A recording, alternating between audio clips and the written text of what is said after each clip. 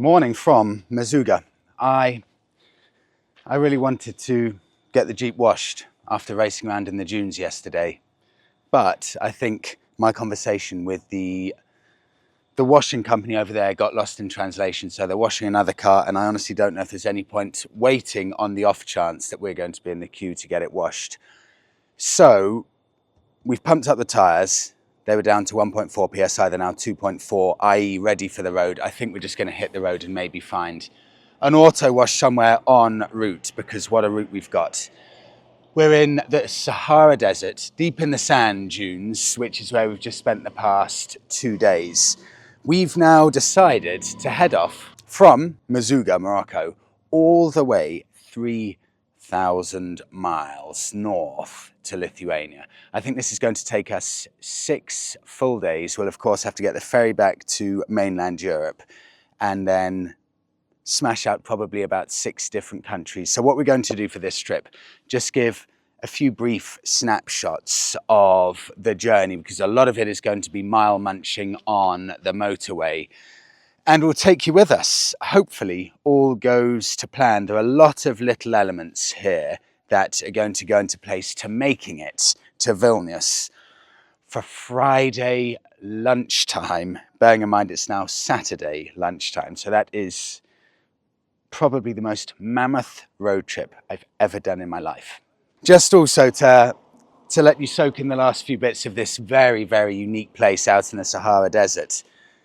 Toyotas rule around here, and you see you've got a mechanic here which is a Toyota specialist. You've also got, interestingly, that I love to see, an old Land Rover Discovery. That is an incredibly rare sight here. You've got a Jeep as well, Toyota Land Cruiser, Toyota Hilux, and a couple of Mitsubishis. But it looks like 90% of the entire economy of Merzouga runs on 4x4 drivers going around looking for business and people maintaining those 4x4 vehicles and beach buggies and things like that. This economy here, everything 4x4s rule.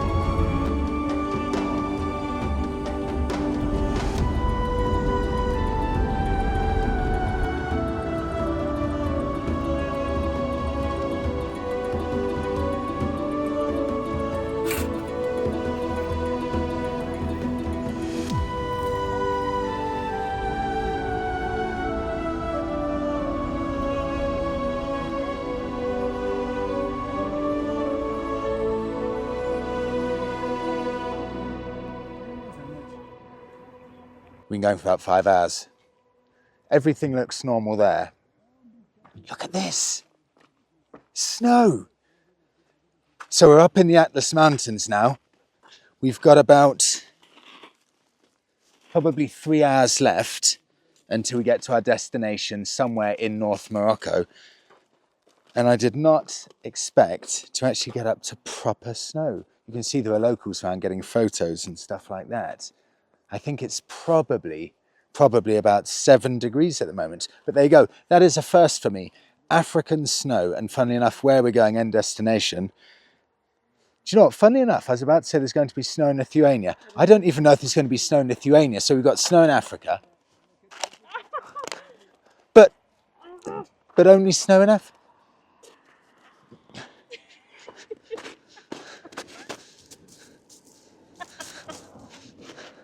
Well, we have to make the most of this because we may not see any snow in Lithuania, but funnily enough, we've got it in Africa. African snow. That is a first. It feels brilliant. Honestly, truthfully as well, I've got a headache and I'm feeling quite car sick. So for the past probably 2 hours, I've been like a vegetable, half conscious in the car, barely able to move. So hopefully this will waken me up.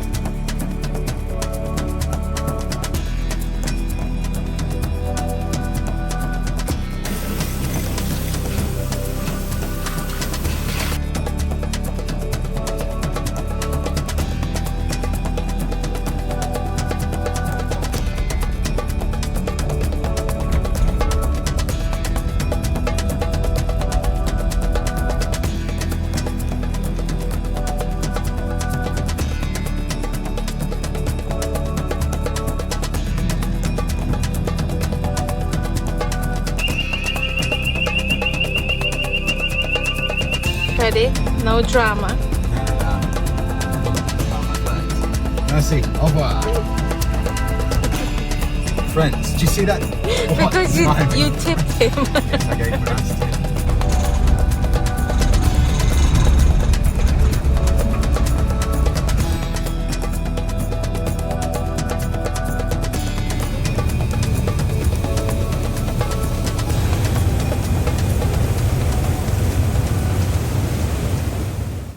Day 2 of the journey to Lithuania. I think we've made pretty good timing. We managed to get the 4 p.m. ferry from Tangier and we're currently en route to Tarifa, and I would definitely say that there's no point pre-booking a ferry at all, because incredibly, if you just book on location, i.e. when you arrive to the port, I saved £40 over and above pre-booking online, so I can't see the point of pre-booking at all. But you tipped someone. You tipped £10. Yes, I did, Monica. This is something I've learned in Morocco. There are many situations that you get in where you unwittingly realise that you're doing a mixture of tipping / bribing. So a gentleman ran over to me at the port and he said, "Great, you're on the 4 p.m. ferry.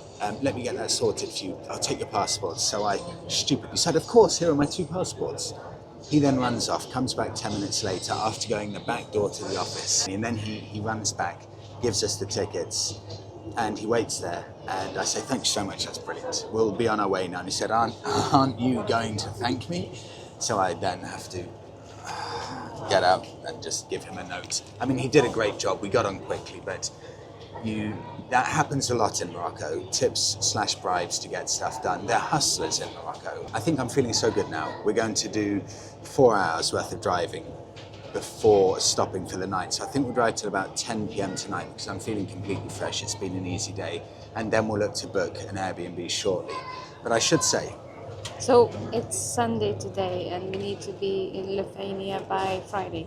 exactly that. So we have 4 days to get there. Probably 4 Ideally days. 3.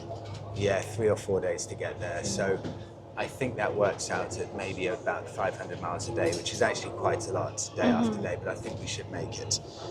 You know, the annoying thing, anyone getting this ferry, I ordered 2 coffees and 1 donut, 2 pain au chocolats and a Mars bar. And I gave them my cash, my Moroccan money for this Moroccan ferry in Morocco. And they said, "Oh no, sorry, we only accept euros." I'm like, "Okay, right, fine, I'll pay on card." I'm like, no card payment either. So I'm in Morocco trying to buy food with the Moroccan currency and they won't even have it. It's the most ridiculous thing I've ever heard in my life. But anyway, rant over. I don't seem to be able to get on one of these ferries without getting some kind of argument. So Spain awaits.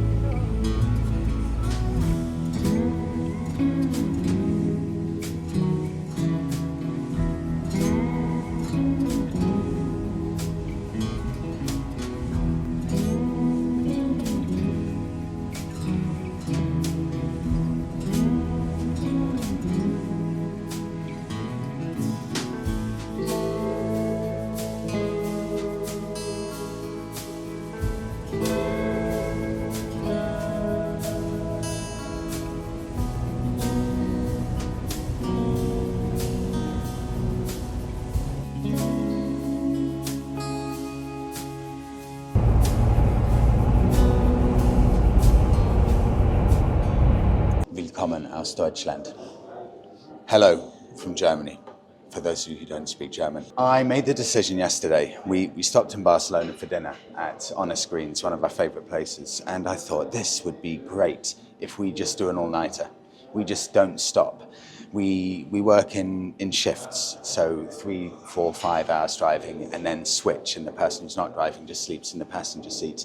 And I'm delighted to say it worked extremely well, so much so that I think we're going to be slightly ahead of schedule, meaning that things won't be as crazily rushed when we get to Lithuania, so I'm over the moon. We've now been driving. It's 1 o'clock. Apart from a 20-minute food break, we've been driving non-stop since 9:30 last night, pretty much. So that's 15 hours of non-stop, smashing out the motorways. We've covered colossal distance. I don't know how much, but we've now got 14 hours left, maybe slightly less, maybe 13 hours left. And we'll be there tonight. We're going to be there tonight, in essence. About 2 a.m. at night. At 2 a.m. we're going to be there. And we've got 1,400 kilometers left, bearing in mind the starting distance was 5,050 kilometers. So we've covered 3,600 kilometers. Got into Germany. Road quality, incredible. Services, immaculate. Puts the UK to shame. But interestingly, this is the first time it's happened for me. We were pulled over on the motorway by Border Patrol. This has never happened. We were just going the motorway, no speeding or anything. And I noticed Border Patrol had been following us for about 10 minutes, following everything we were doing. Finally pulled us over, and they did a full search of the car. They asked, do we have any drugs, any weapons, and are we, importantly, just sneakily trying to illegally import any goods into the European Union? So they did a full, proper check. I mean, that was a 100% check on every area of the car. So that held us up about 15 minutes. But I was checking when Monica was driving. Monica did a good 5-hour shift and I was fast asleep immediately. 6 hours. From midnight till 6 Okay, a.m. fine. Monica did a 6-hour shift, fine. And I was sleeping almost the entirety through the night. Monica did the hardest bit, fine. I didn't want to say that. Great, so Monica did the hard work. And I was thinking while I was half conscious sleeping, for those Americans, to put this trip into context, almost exactly to the mile. The trip we're doing from Merzouga in Morocco to Lithuania is almost exactly the same distance in miles terms from New York to Los Angeles, but it's 10 hours longer because you've got the ferry crossing and other things. So it's further than New York to LA. And we left on Saturday morning and we will arrive Tuesday night. I think that's pretty phenomenal going.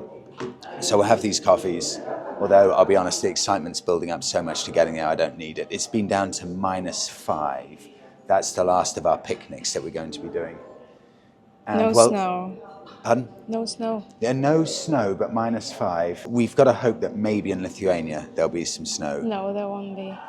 Okay, perfect. Thanks, Monica. Great. So there's no hope of snow at all. No Perfect. hope. No hope for the next 10 days. That is a shame. Yeah. At least we've got blue sky, but yeah, it's bitter. It's bitterly cold at the moment. Monica spent most of the trip being heartbroken that Lithuania won't be covered in a white blanket. But it doesn't bother me too much. If I can see some blue sky, No. perfect. No chance. No blue sky either. Okay. Lithuania waits then. See you soon.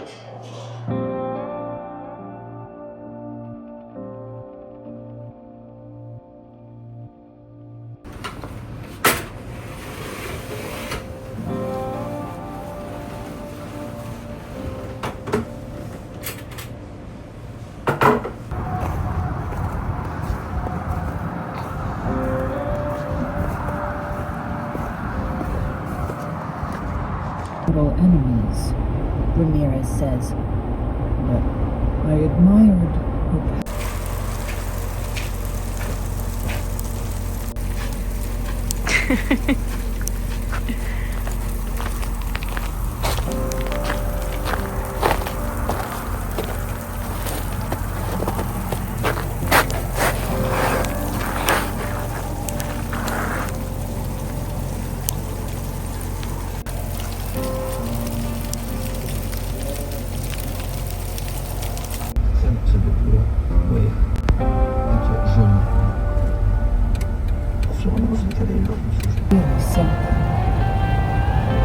almost burst out laughing at what is most certainly the understatement of the century.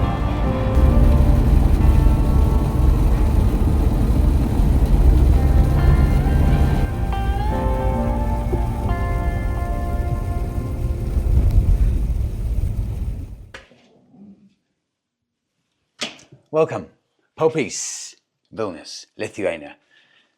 This is an old industrial area of the city that's been completely transformed about 5 years ago. And you join us, I can't believe where's time gone. It's 1 week on from when we actually arrived. We've spent the past week enjoying the city and just unwinding after that trip over to Morocco. So this is £90 a night, which honestly, it's been really interesting looking for properties in Vilnius. Property prices are climbing quite quickly. I remember it used to be easy to find a place for about £50 a night, and it's significantly harder now. But look at what you get.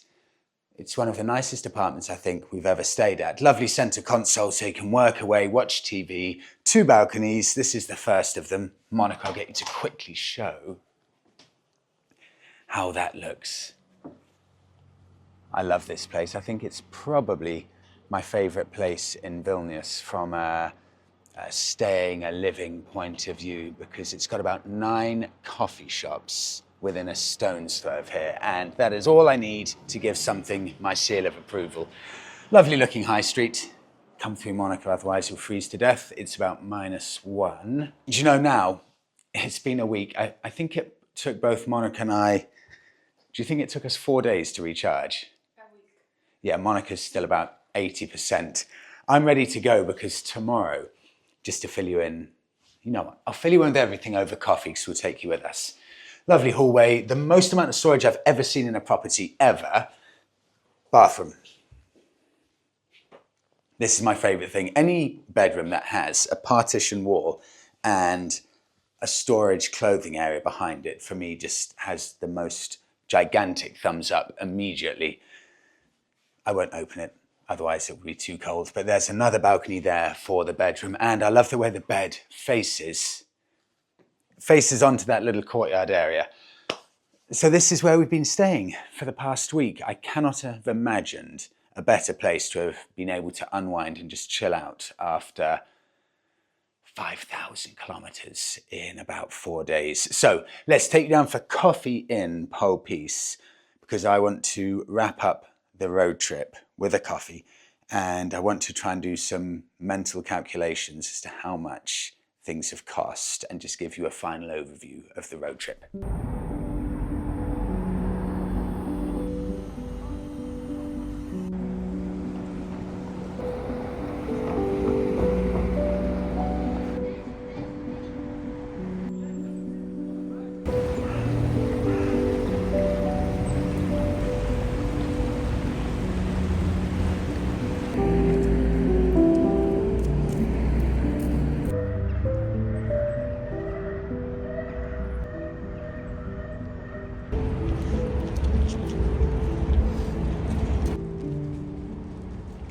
So I've just been spending the past 2 minutes doing a tot-up of how much this has cost. All I'm going to do here, Monica, you may be shocked, so please, I'm glad you're sitting down.